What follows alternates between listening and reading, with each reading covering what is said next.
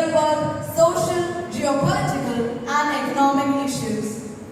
Each participant has to balance their personal views, their party's views, their constituency's views, existing national policies, and the constitution of their own country.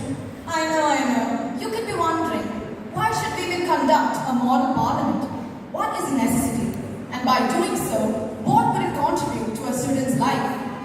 Let us answer that query for you. Model parliament promotes a series of skills that are very important in a holistic development of an individual. It helps to develop in students an insight into the working of a parliament, to make students aware of various issues faced by our society and the country, and to develop their opinions and views on them. to develop respect and tolerance for the views of others, to develop in students an ability to decide after a group discussion, to develop in students the quality of leadership, to develop an understanding in students that respect for rules is essential for conducting any discussion effectively and systematically, to train students in the technique of group discussion, to make students an awareness of common man's point of view and to express it in an articulated manner. Here we have our dear students of class 10, all set and geared up to present to you the functioning of the Parliament, where we will be exploring numerous procedures like arbitrary references, question hour, the laying of papers, the passing of bills, and so on. With that in mind, let us hand over the dice to our dear participants. Thank you.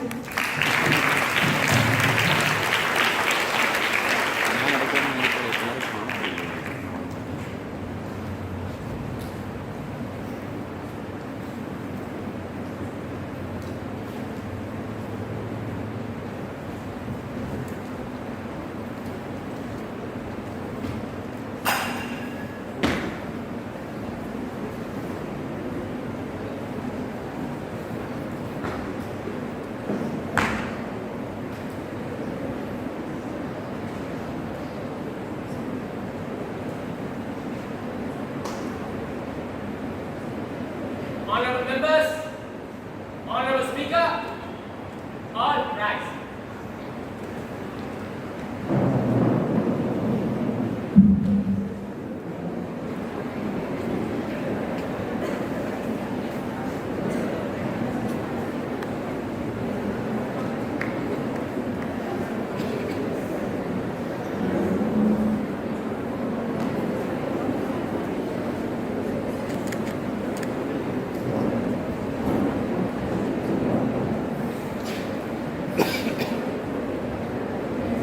Honorable members, a very warm good morning to all of you.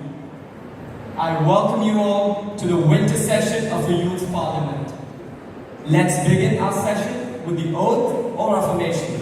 Secretary General, please.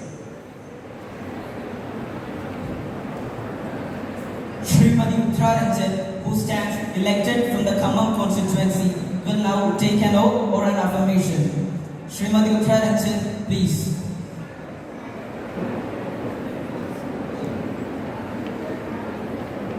Srimati Koothattukulam, do you want to take an oath or an affirmation? Oath, please. In which language would you like to take the oath? In English, please.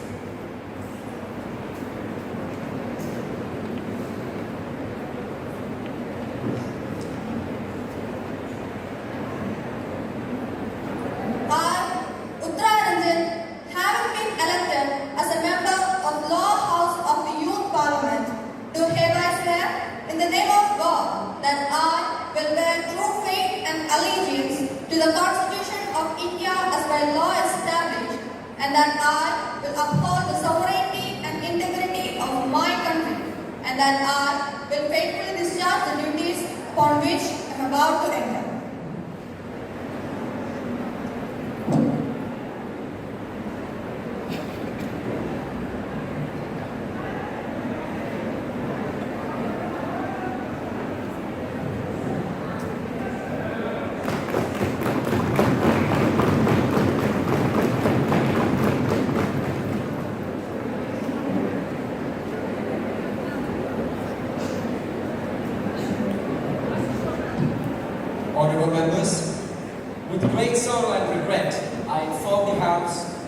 sudden demise of our former Chief of Defence Staff, General Bipin Rawat, along with his wife, Marygiri Rawat, and 11 other great soldiers who died on December 8th, Nilgiris, Tamil Nadu. Belonging to a family of military officers, also being one of the most celebrated soldiers of his time, General Bipin Rawat was the first to take up the post of Chief of Defence Staff, CDS, on January 1st, 2020. Since his youth, he was known for two things the most: the ability to come up with great ideas, as well as being not shy to express them. General Bipin Rawat was posthumously conferred Padma Vibhushan after his untimely demise. The great deeds he has done for our country shall never be forgotten. Now, the Prime Minister and the Opposition Leader will give their obituary references. Respected Speaker Sir, I extend myself and my party members to the sorrow that the nation is feeling today of the sudden demise of our Chief of Defence Staff, General Bipin Rawat. General Bipin Rawat was an outstanding military officer who served the country with utmost honesty, integrity, and sincerity. His services extend far beyond his country's borders. He played key roles in the country's defense and offense against China and Pakistan. He died in a helicopter crash which occurred in Nilgiris, Tamil Nadu, along with his wife, Mrs. Marygiri Rawat, and 12 other military personnel, out of which sadly nobody survived. General Rawat had an outstanding military reputation, and I'm sure that his presence will be missed throughout the armed forces. And I'm also sure that Mr. Rawat's achievements will inspire the young generation who are the torchbearers of this country. Once again, I extend my heartfelt condolences to the bereaved family. मैं अपनी party के सदस्यों के साथ नीलगिरी पहाड़ियों में हुई दुर्भाग्यपूर्ण विक्षिप्त दुर्घटना में चीफ ऑफ डिफेंस स्टाफ और उनकी पत्नी माधुरी rawat और अन्य बहादुर सैनिकों के नुकसान पर शोक का व्यक्त करती हूँ। उन्होंने एक सच्चे देशभक्त के रूप में हमारी सुरक्षा प्रणाली और सशस्त्र बलों के आधुनिकीकरण में महत्वपूर्ण योगदान दिया। वे अपनी अंतर्दृष्टि में भी असाधारण थे। मैं शोक संतप्त परिवारों के प्रति गहरी संवेदनाएं व्यक्त करती हूँ। Now, the House may stand in silence to express our deep sorrow.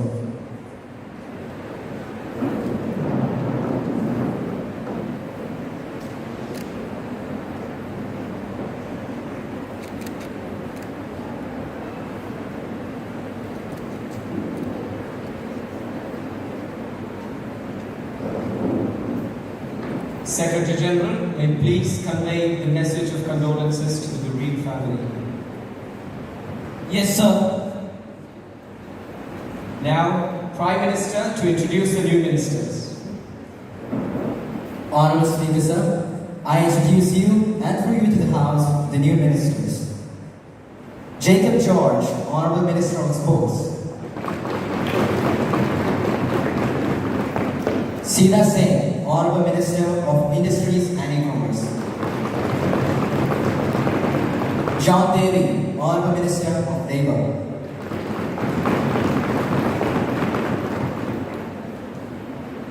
And now, we begin with the question hour. Question number 101, Srimati Deepti Malhotra.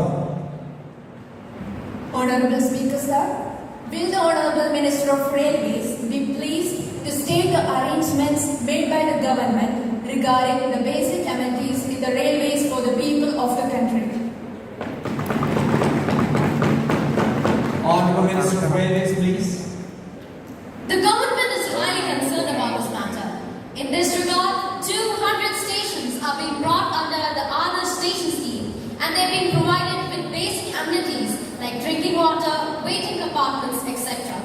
Along with this, 650 stations are receiving new toilets. 17,000 toilets are being replaced by bio toilets, thus increasing the number to 17,388. Also, under Swachh Rail, Swachh Bharat program, professional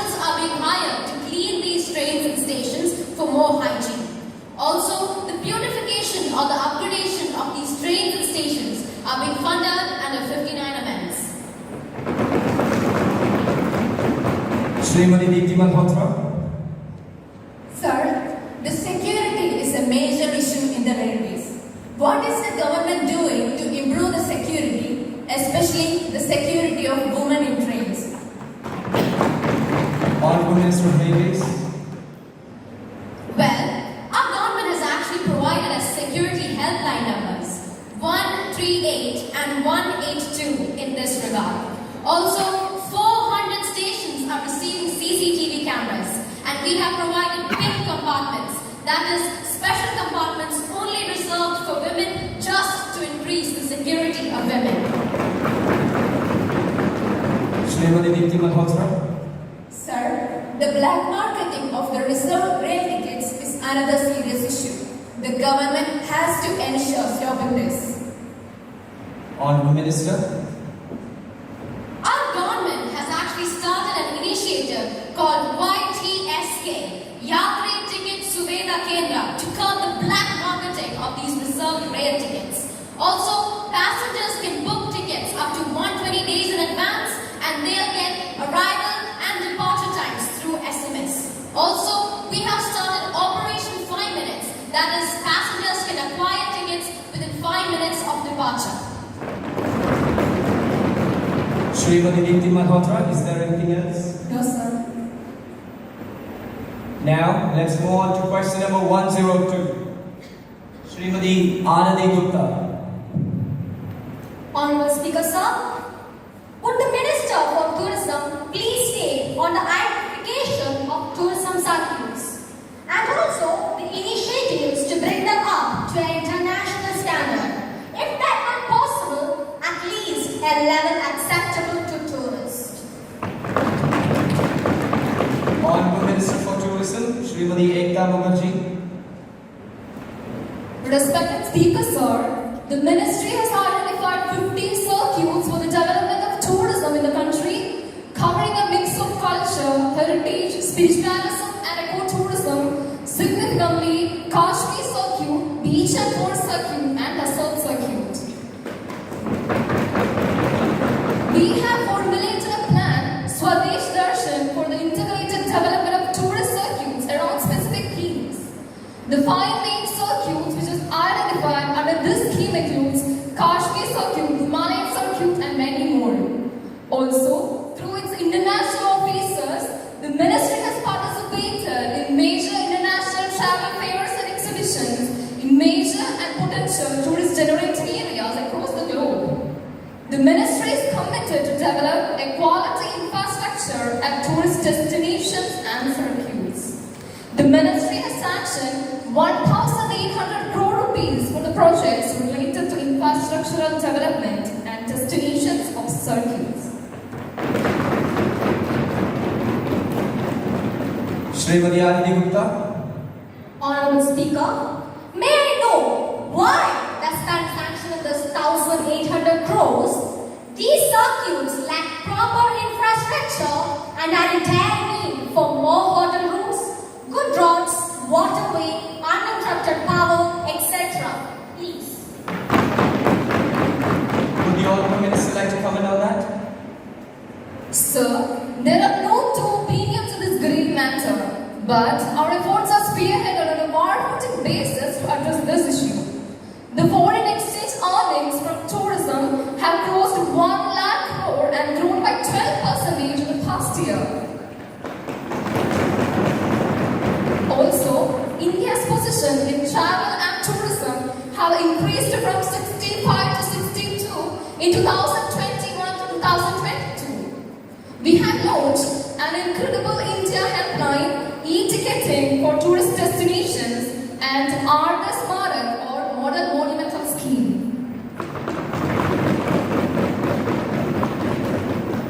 Srimati Anandi Gupta, is there anything else? No, sir. Thank you.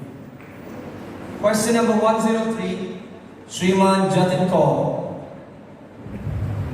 Respected Speaker, sir, this government created such a publicity stunt by announcing 18 crore new bank account business But I'm hearing from various sources that most of the bank accounts created have zero cash transfer and have been dormant. Can the Honorable Finance Minister inform when will they move from account opening to create cash out facilities? Honorable Minister of Finance, respected Speaker Sir, PMJDY was a historic step taken by our government towards financial inclusion, which unfortunately didn't go along with the opposition.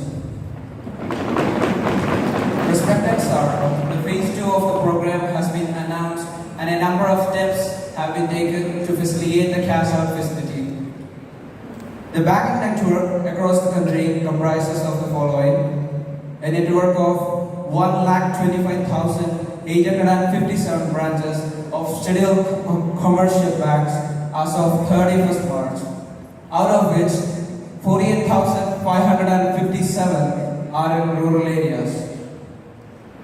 1,84,221 ATMs of scheduled commercial banks as of 30th June, out of which 91,486 are on-site ATMs.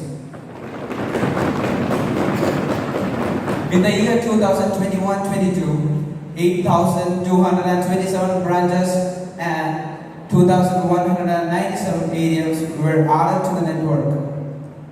The limits for cash withdrawal at POS has been enhanced from 1,000 rupees to 2,000 rupees per day in Tier 3 to Tier 4 centers. One of the major objectives of the financial inclusion is to provide financial services at an affordable cost to the most disadvantaged and low-income groups. For achieving this, the banks are not charging for messages or SMS of PMJDY or BSPD bank accounts. The network of bank branches, ATMs, bank withdrawals, along with micro ATMs, will allow the customer to avail the cash withdrawal facility with ease.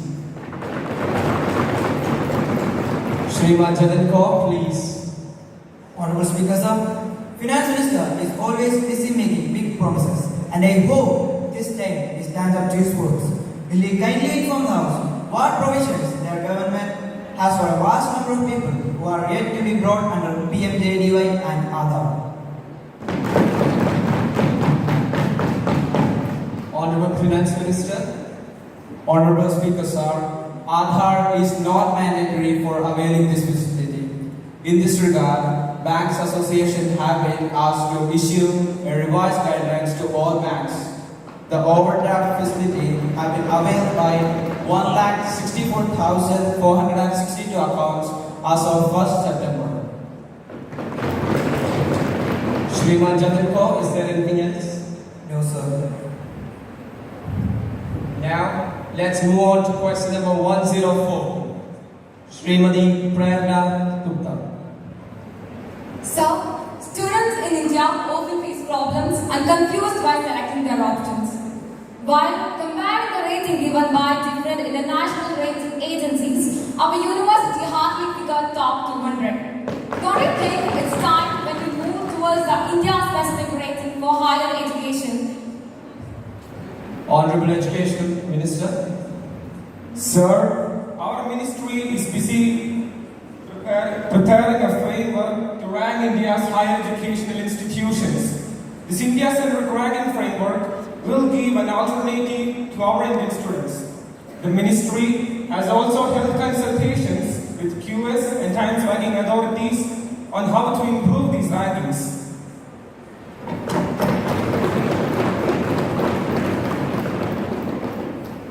Srimati Prerna Gupta, are there any more inquiries? No, sir. Honorable Speaker, may I? Please. Honorable Speaker, there has been a serious breach of privilege by the members of the ruling party. Days before, a serious and confidential issue regarding the foreign policy of India was discussed and later leaked in the media, which has now become a chaotic debate. Before both sides put forth their developmental projects and increments in GDP, please let them get to know about the rules, regulations, norms, discipline, decorum of parliament, and let them not make the people ashamed of whom they have chosen to be their representatives. Mr. Zakir Aslan, have you given notice of it earlier? Yes, sir. I've already given notice of it this morning. Then it will be examined and you'll come to know about it. Now, papers to be laid.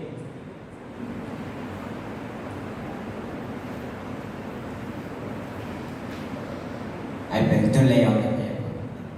Sir, I beg to lay on the table papers related to the reports by following: identification of the industry sector promising for commercialization of solar energy, market assessment for solar water heating in the Himalayan regions, Delhi International Renewable Energy Conference. Sir, this information was not informed earlier, so we shall dismiss it. Now, Honorable Minister of Human Resource Development, Shriman Govind Reddy. Sir, with your permission, I would like to lay down the following. A. Report on working group of subcommittee of National Development Council. B. Report on integrated nutrients. C. Report on technology mission on oilseeds and pulses. Please proceed.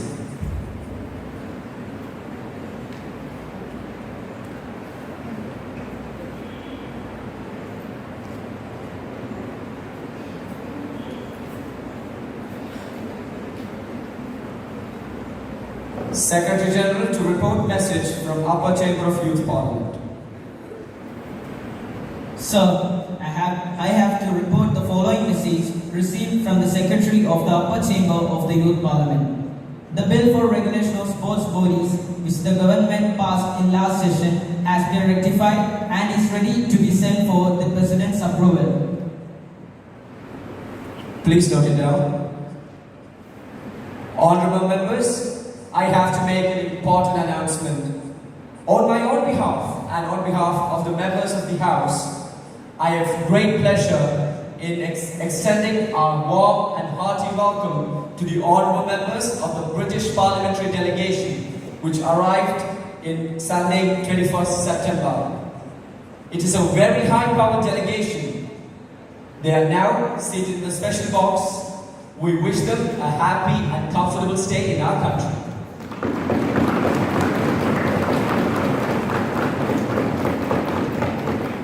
Now, let us take up the calling attention motion. Shrimati Chaitanya Yadav. आदरणीय अध्यक्ष महोदय जी, क्या कृषि मंत्री मेरे प्रश्नों के उत्तर देंगे? आखिर क्यों उनकी पारित की हुई जमीन अधिग्रहण बिल में रूरल डेवलपमेंट के लिए कंसर्न क्लोज को अनिवार्य नहीं किया गया है, जिसका नतीजा यह निकल रहा है कि इनकी लापरवाहियों का काम खमियाजा गरीब किसान अपनी जान लेकर भुगत रहा है। और क्यों इस टूट-फूट की सरकार उद्योगपतियों के हितों को राष्ट्रीय हित से ज्यादा महत्व दे रहे हैं? Honorable Agriculture Minister. Honorable Speaker, I stand here in absolute sorrow over the recent incident of an instigated suicide by a farmer brother of our nation. And I would like to reiterate my stand here, that it is the opposition that is responsible for the abetment of this suicide, owing to the malice-laden propaganda it is promoting against a very genuine bill. They, along with their serial agitators, their goons and footage-hungry toothless opposition leaders are trying to spread incorrect information about a reform that aims to catapult the nation in the direction of progress. I would like to ask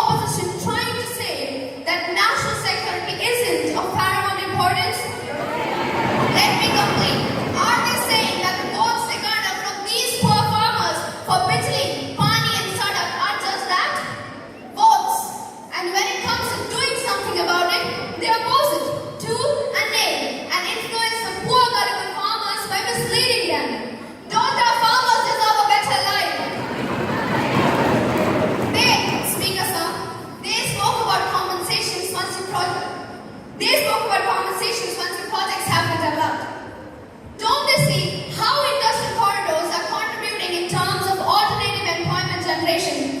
Besides the general compensation that will be provided at the specified rate, not just to the landowners, but also to those who are dependent on the land.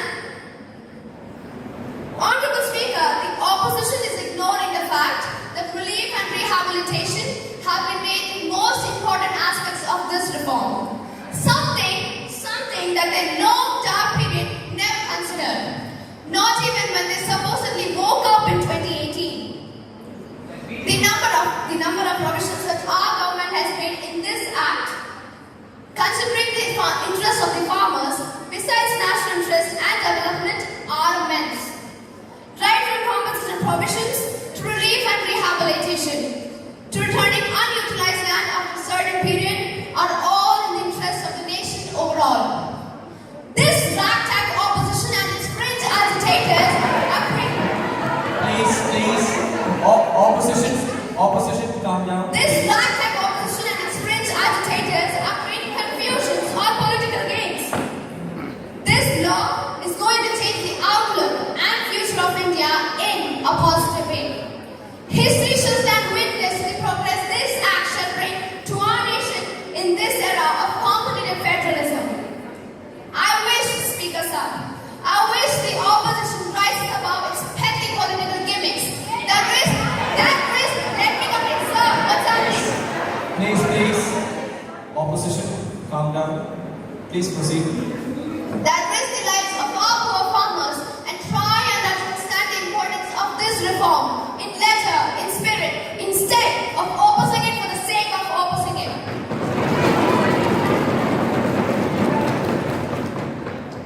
Srimati Chaitanya Yadav, is there anything else? No sir, सत्य पक्ष की बातें बेमानी लगती हैं.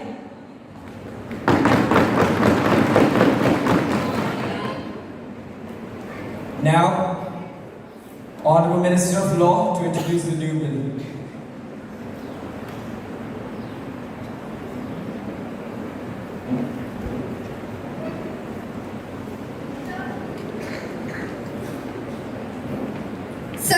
I beg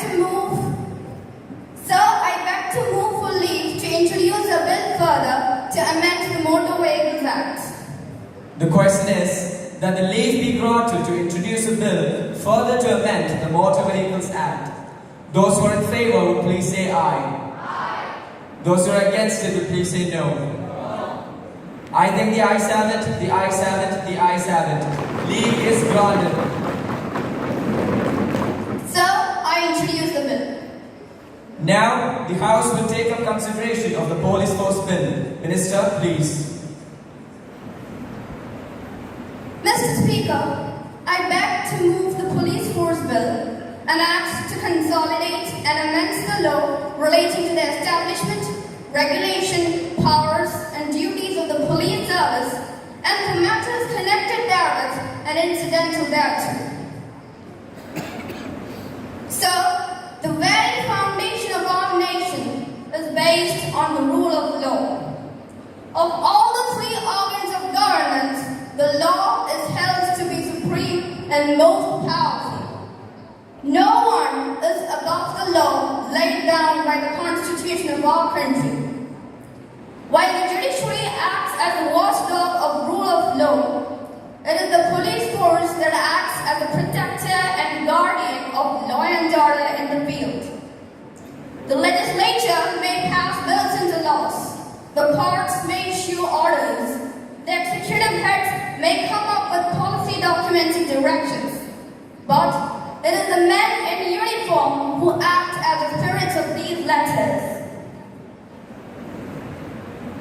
It is therefore the constitutional obligation of the state to provide an impartial and efficient police service and enable it to function as an efficient, effective, people-friendly and responsible agency.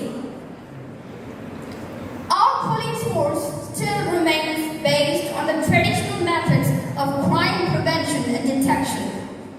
Though we have entered the digital era, effective cyber policing still remains a distant dream. So, in order to cope with the challenges of the 21st century, there is an urgent need to reorganize the police force and make it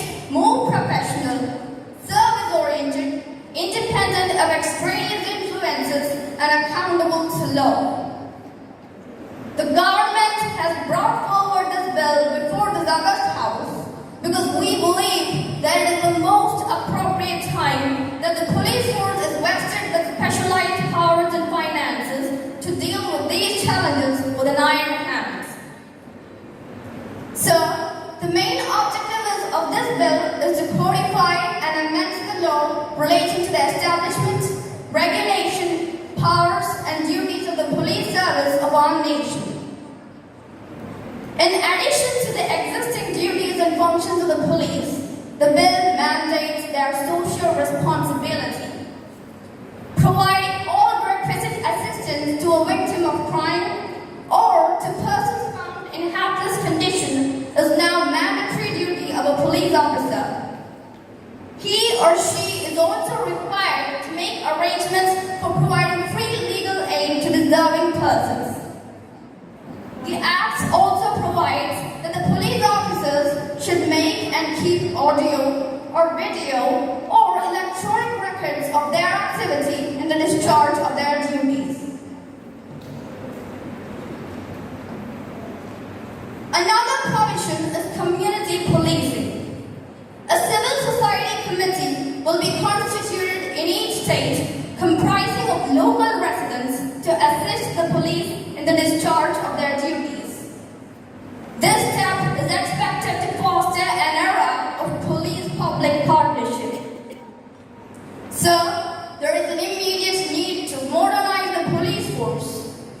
As a first step, the police station, the first refuge of a victim, will have to be modernized by equipping it with adequate manpower and infrastructure facilities. Proper arrangements for detainees shall be made, and the lockups shall be upgraded to minimum humane conditions. Besides, every police station shall accommodate a separate cell for legal aid, women's cell and safe custody of juveniles, and a separate cybercrime cell. The bill also mandates that subjects such as human rights and cyber forensics will be made compulsory during the training of police personnel. The most striking feature of this bill is the constitution of an all-India police complaints authority, which shall examine and adjudicate into complaints against the police. The long list of pending cases in the courts discourage a common man from bringing any action against a cop. Also, there is the fear of harassment. When the protector himself becomes the invader, a supra-authority becomes necessary for the disposal of such complaints. The All India Police Complaints Authority will be such an authority in letter and spirit, and the common man can have fast disposal of his complaints against the party. For effective functioning, the Police Complaints Authority shall be constituted on both state and district levels. So, it has never been the good laws or lawmakers that have protected the government institutions, but the effective enforcement of law. It is not the judge or the bureaucrat or the legislator that rushes to the trouble spot and ensures law and order in the field.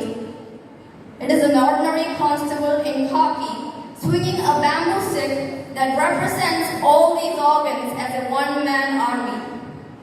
And I hope this bill will help in initiating the much-awaited change needed in this 3-in-1 representation of ours. That would be all. Thank you, sir, and respected members.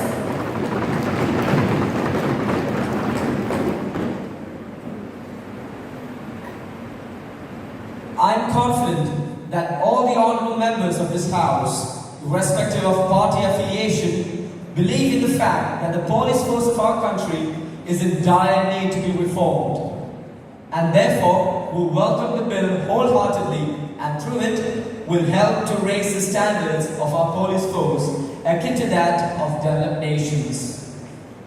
With these words, I can now move the bill of the Police Force Bill be taken into consideration. Motion moved that the bill relating to the establishment, regulation, powers and duties of the police service and for matters connected therewith and incidental thereto be taken into consideration. Srimati Afia Ahmed, what are your remarks on this bill? Honourable Speaker, sir, I rise to support this bill as I believe it is a revolution in making, and thus I feel proud to associate myself with the making of this act. It has been a long pending issue of our nation since independence that the police force should be patronized on modern trends and should be made more people-friendly. While going through this bill, I personally feel that the government has attained the very basic objective of reformation on modern lines. The provisions dealing with police public corporations are indeed a welcome step, as the civil society has been yearning for it since decades. The sections pertaining social responsibility of police and community policing are very much similar to that of developed nations, where the police itself discharges the function of a social welfare department. The Honourable Home Minister has elaborated upon all the main provisions of this bill, but some of the provisions which I believe are detrimental to the passing of this bill are the provisions laid down in section 136, which for the first time impose a severe penalty on a police officer who commits an unreasonable arrest, seizure and violence. It is more akin to that providing a tool in the hands of a common man to protect himself from the high-handedness of the police. Similarly, the bill has also laid down certain guidelines for the protection of public property and moral order while discharging the function with the department. Having a separate wing to investigate crime and a separate wing to maintain decorum during a public function will help the police to provide the services in a much quick and efficient manner. The historical provisions of this bill are indeed a great step towards fostering an integrated society in our nation, and I believe the honourable members of this House will also support the passing of this bill, which will help the police to regain its lost glory.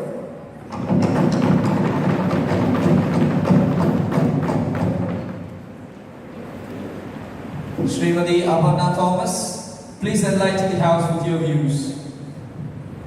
Honourable Speaker, police is one of the vital organs of the executive, which holds a pivotal role in maintaining law and order in society. And from that matter, there should be partiality in the functioning of the police department. The legislation that this government has come up in connection with police reforms is monstrous, inadequate, and has a larger scope of mismanagement. Some of its provisions are in fact contrary to the Constitution of India. Honourable Speaker, it seems that this bill has more in it for the government than for the common people.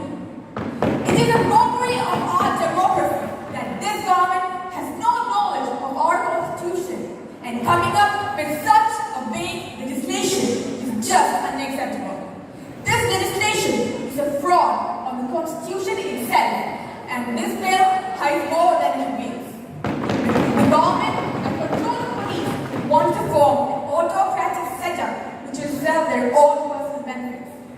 The opposition strongly opposes this bill and demands amendment to some provisions so as to synchronize this bill with the Constitution of India and public interest. Until the demands for amendment are met, there is no question of allowing this bill to pass.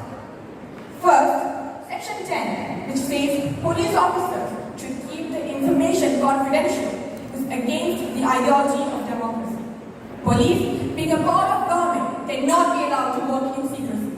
All the information, evidences, and statements collected in court of official duty by any police officer immediately becomes a public document and is to be placed in the public domain. Next, Section 101, which lays down the members of the State Police Complaints Authority, is a game of fraud on the people of the state. Only one person, the chairman, is from the judiciary. All the other members are appointed by the government, which gives complete control to the government. It gives the government power to influence the proceedings of the committee and save any officer they want.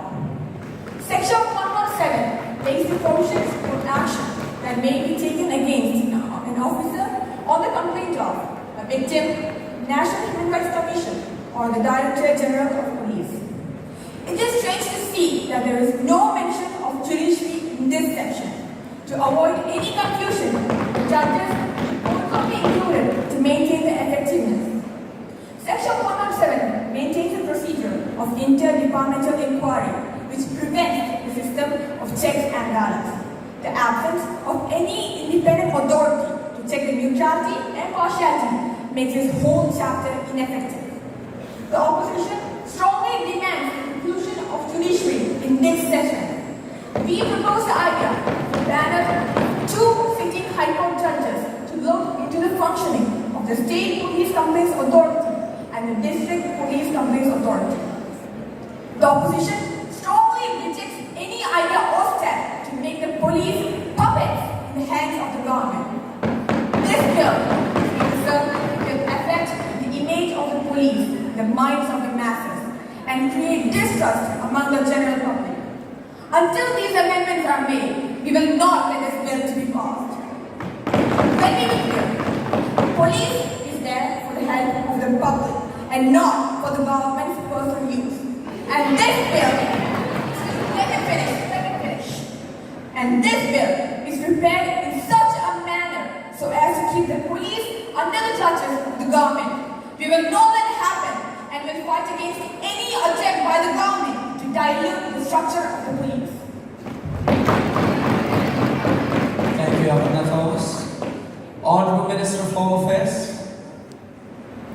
So, it is indeed a learning experience for me to listen to the vibrant inputs of all the members of this House, both the supporters and the critics equally.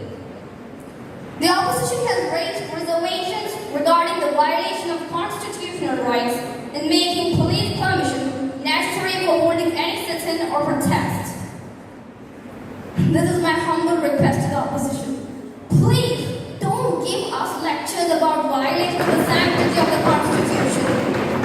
It was your government that was snubbed by the Honorable Supreme Court for passing acts which were ultra-wires to the Constitution. Our government believes that protest is a constitutional right and we respect the freedom to organize such protest. But sir, there have been various instances of peaceful protests turning into riots and the police becoming unable to control them. If the police are kept in the loop with such protests, then it is a good precaution and there is no violation of any constitutional right in it.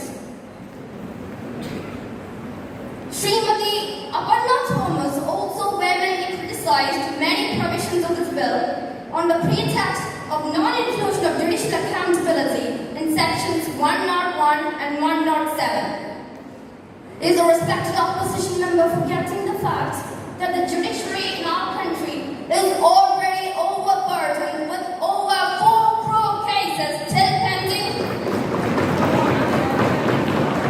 These provisions are included to provide some relief to the common man from the pendency of courts. And the worthy opposition thinks that bringing in such an amendment to force will frustrate the basic purpose of this provision, then they are grossly mistaken.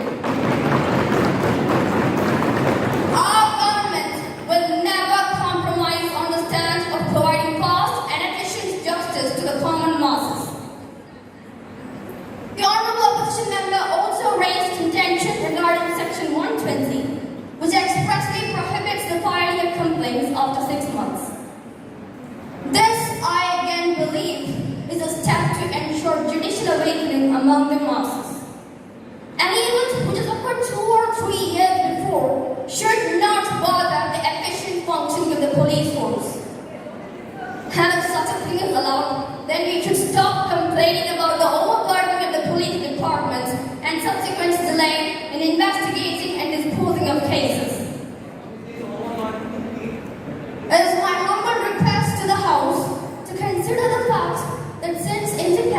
a lot of things have changed in our administration and governmental processes. We have achieved the status of a developing nation and are set to become a developed one in the coming decade.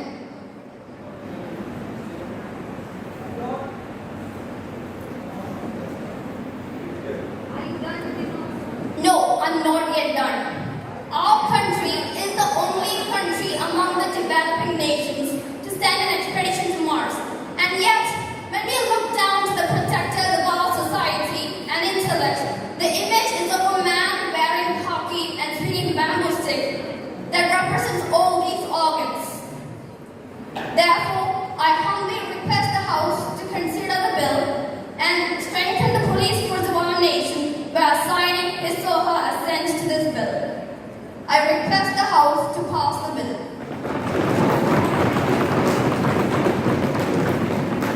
The question is that the bill to consolidate and amend the law relating to the establishment, regulation, powers and duties of the police service and for matters connected therewith and incidental thereto be taken into consideration. Those who are in favor will say aye. Aye. Those who are against it will say no. I think the ayes have it, the ayes have it, the ayes have it. The motion is adopted. Now, clause by clause consideration. Now the question is that section 101 and 107 stands part of the bill. There is one amendment in section 101 and 107 by Srimati Aparna Thomas. Are you moving it? No, sir. In view of the reply given by the Minister, I have not proceeded my amendment. Now the question is that section 101 and 107 stand part of the bill. Those who are in favor will say aye. Aye. Those who are against it will say no. I think the ayes have it, the ayes have it, the ayes have it. The motion is adopted. Sections 101 and 107 stands part of the bill. Now the question is that chapter 1, the enacted formula and the title stands part of the bill. Those who are in favor will say aye.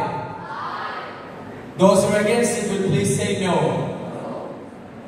I think the ayes have it, the ayes have it, the ayes have it. The motion is adopted.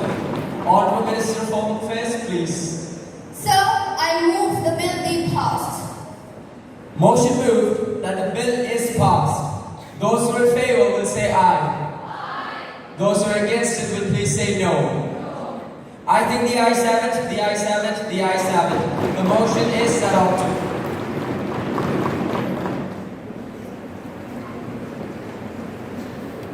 Now, the House will take up consideration of the Uniform Education Bill. Minister of Education, please. Speaker, sir, the issue of the Universal Civil Code is gaining momentum, and so with it, the Uniform Education System. Some citizens have even filed a petition in the Supreme Court seeking uniform education across the country. With the need of time and demand from citizens, the Ministry of Education has come up with a certain proposal for consideration in this winter house. It will promote fraternity, unity, and national integration among students of different educational boards. I know that. Speaker, sir, the main clause of the Uniform Education Bill are as follows: to prepare and provide a common educational curriculum for all students across India from grade 6 to 12. To make an education a part of the union list where the central government has the power to plan, execute, and amend the educational policies and merge all existing boards into NCERT. To have common board exams on all 4 subjects, which are science, English, mathematics, social science for all the students. Speaker, sir, I am confident that all the honorable members of this House will welcome the bill wholeheartedly and through it help to achieve one nation, one education. I now move that the Uniform Reform Education Bill will be taken into consideration.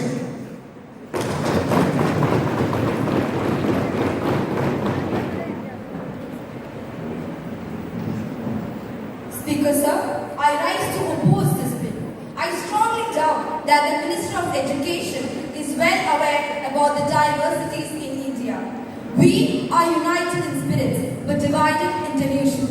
How can it think in language, region, religion, tradition, culture and development? I think that the Minister is highly delusional. How can a common educational standard be implemented in rural areas, towns and metro cities? I demand an answer. Speaker sir, as Baba Saheb Ambedkar once said that in this house that we may be equal as per the constitution, but we remain divided socially, politically and economically. I request my honourable friend to withdraw this bill and let the old and present education system be followed that was set up by the stalwarts of the educational field. I strongly oppose this bill. Yes, your valid arguments have been heard. Does the ruling party have any say on it? Yes, Ms. Deepika. Speaker sir, I rise to support this bill. The honourable member has just raised an issue and is also concerned and saddened by it. The issue is division of country, people and resources in the name of language, culture, traditions and development. Education is the cornerstone of development of the nation. Education unites people and places irrespective of their culture and language differences. The purpose of education is to make the individual to acquire social efficiency. Thank you. Speaker sir, no doubt there may be issues arising in variations and in standards in different levels and in different regions. But the honourable member doesn't know that the regional educational board is guided by the NCRT. It appoints the body at the national level, guides the states by providing national framework for curriculum and gives the national framework for the state levels at both elementary and secondary level. Above all, a common foundation. Curriculum of 1 year would be framed to reach the set standards across the country covering all the levels. This would help to create a strong base for achieving uniform education in India. That's all. In 1947, Honorable Speaker sir, at the time of independence, India consisted of 571 fragmented princely states, which were later on merged together to form 27 states. Speaker sir, the implementation of UED 2021 would annex the constitutional right and the duty of the Union Territories governance. And that's a kind of good thing. But what for? Okay? To frame their own policies, their own idea, their own laws, and all those things concerning to the education of the people, as they say, not the people of India, but the people of their body.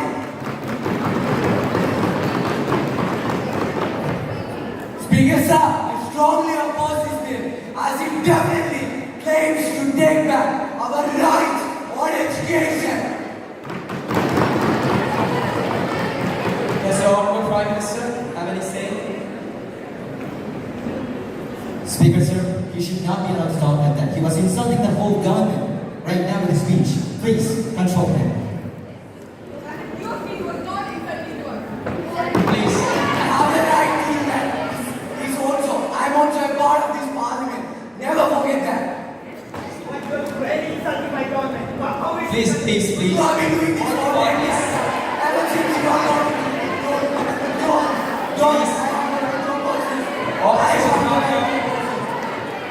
This is not the place for you to act as you wish. Keep the discipline and the decorum of the house intact. Speaker, he's started. Sit down, please. Justice. Does the ruling party have any say?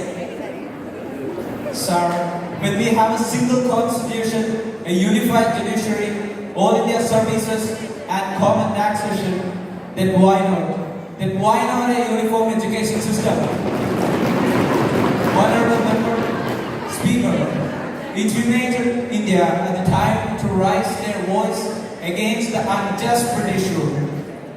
When all the states followed a common rule set by them, then why can't we have a common education system for the children of our mother country? Thus, I rise to support the bill, One Nation, One Education.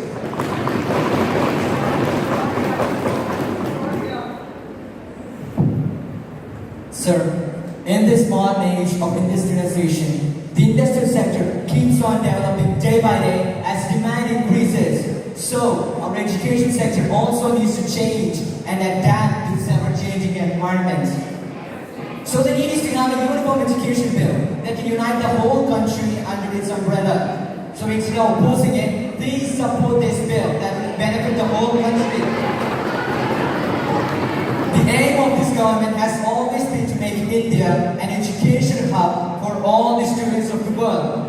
So I implore my fellow ministers to support the Uniform Education Bill instead of simply opposing it and achieve one nation, one education. And do not also oppose the bills that are brought up by this government like a kind of bunch of bumping band of baboons. Please. Prime Minister, please, come down. You have your valid arguments, yes. Now the question is that the bill to provide for uniformity in education in India and for matters connected therewith and incidental thereto be taken into consideration. Those who are in favor will say aye. Those who are against it will say no. I think the ayes have it, the ayes have it, the ayes have it. The motion is adopted. Next, clause by clause consideration. Now the question is, Clause 2 and 8 stands part of the bill. Those who are in favor will say aye. Those who are against it will say no. I think the ayes have it, the ayes have it, the ayes have it. The motion is adopted. Clauses 8 to stands part of the bill. Now the question is that Clause 1, the enacted formula and the title stand part of the bill. Those who are in favor will say aye. Those who are against it will say no. I think the ayes have it, the ayes have it, the ayes have it. The motion is adopted. Minister of Education, please. I move the bill to be passed. Motion moved that the bill is passed. Those who are in favor will please say aye. Those who are against it will please say no. I think the ayes have it, the ayes have it, the ayes have it. The bill is passed.